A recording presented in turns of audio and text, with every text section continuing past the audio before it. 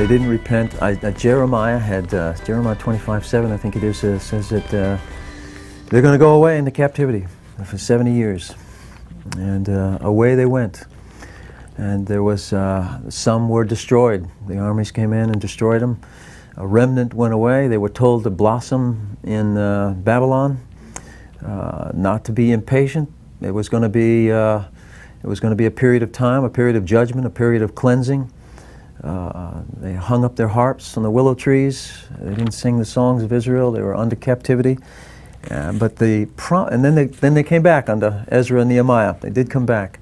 But the promises of a return were even more potent and vivid than the events of the return under Nehemiah possibly could fulfill.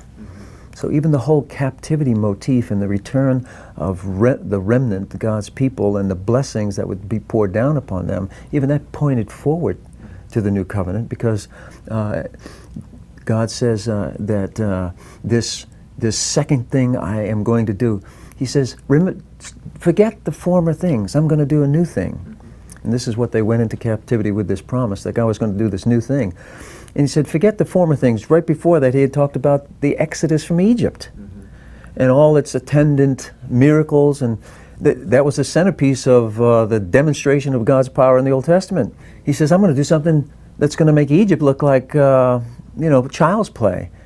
But that didn't happen in the return from Babylon. See, so if you know the whole story, you realize, yes, they did come back from Babylon, and they set up the temple again, but it wasn't a fraction of the glory of the former one. So what was all this greatness that was supposed to come?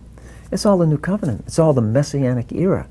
And all through Isaiah, you get this continue in that day, in that day, in that day, and this anticipation's built for something fantastic. When was that day? And it's the era of Messiah, when Christ came. And that's when the fantastic stuff that makes us think Egypt was child's play because it was just a physical deliverance. Now we're talking about a new deliverance from spiritual Egypt. So the new covenant is the fulfillment of all the greatness that is anticipated all through the prophets.